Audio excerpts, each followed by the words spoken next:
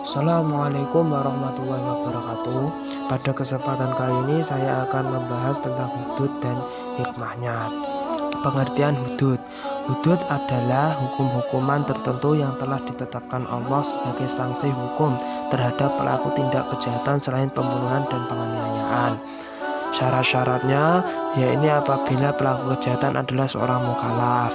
Kedua, pelaku kejahatan tidak terpaksa dan dipaksa. Yang ketiga, pelaku kejahatan mengetahui pelarangannya. Hikmah persyariatan hudud yaitu dapat mencegah orang lain agar tidak terjerumus dalam kemaksiatan. Selanjutnya, hudud adalah penghapus dosa dan penyuci jiwa pelaku kejahatan tersebut. Zina. Berzina dalam Islam itu dilarang. Hukumnya adalah haram dan dikategorikan sebagai kelompok dosa besar. Zina dibedakan menjadi dua, yakni zina muhsan dan zina ghairu muhsan. Zina muhsan adalah zina yang dilakukan oleh orang laki-laki atau perempuan yang pernah melakukan persetubuhan dalam ikatan pernikahan yang sah atau masih dalam ikatan dengan orang lain. Zina ghairu muhsan adalah zina yang dilakukan oleh orang yang belum pernah melakukan ikatan pernikahan.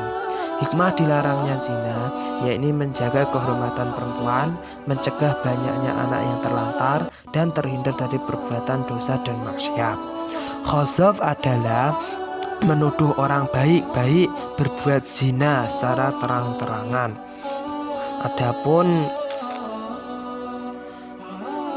Adapun syarat-syarat untuk hak khazaf yakni orang yang menuduh sudah balik dan berakal dan bukan orang tua dari si tertuduh.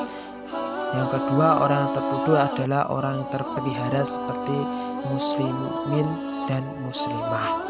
Hikmahnya, hukum khazaf yakni supaya orang lebih berhati-hati dalam berbicara, terpeliharanya keharmonisan di antara sesama manusia, dan menjaga kehormatan diri seseorang di masyarakat.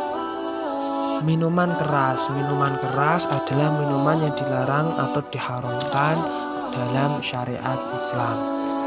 Apabila seseorang muslimin atau muslimat itu melanggarnya, maka akan didera 40 sampai 80 kali. Hikmah diharamkannya hal tersebut yakni dapat menjaga generasi penerus agar lebih baik.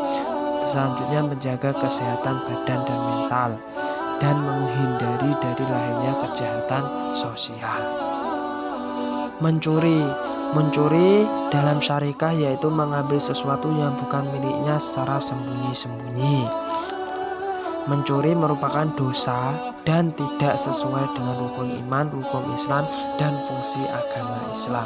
Hadnya mencuri yakni jika mencuri untuk pertama kali maka akan dipotong tangannya, yakni hadnya itu dipotong tangan, kaki itu secara bersilangan. Yang terakhir itu akan ditazir sampai dia bertobat.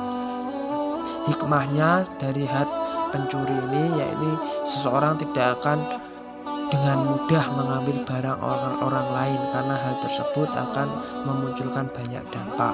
Seseorang akan memahami betapa hukum Islam benar-benar melindungi hak milik seseorang, membuat jera pencuri hingga dirinya terdorong untuk mencari rezeki yang halal. Merampok, menyamun, dan merompak adalah perbuatan yang dilarang atau diharamkan dalam agama Islam. Apabila kita melakukannya, maka akan terkena had bagi tiga golongan tersebut. Hadnya yaitu hukumannya yang menakuti maka adalah pengasingan. Hukumannya yang mengambil harta tanpa membunuh adalah dipotong tangan dan kakinya. Hukumannya untuk membunuh tanpa mengambil harta dijatuhi hukuman mati. Dan hukumannya untuk membunuh dan mengambil harta adalah dibunuh atau dihukum mati dan disalib. Penyamun, perampok, dan pembajak yang bertobat yakni had dan hukuman lain yang merupakan hak hamba tidak dapat gugur dengan tobat sebelum tertangkap. Oleh sebab itu, penyamun atau perampok atau pembajak dihukum sesuai dengan berat ringannya perbuatan mereka, antara lain yakni kisos jika membunuh atau melukai korbannya, mengembalikan harta yang diambilnya jika harta itu masih ada, dan yang terakhir menanggung kewajiban pengambilan harta yang dirusak atau habis dipergunakan.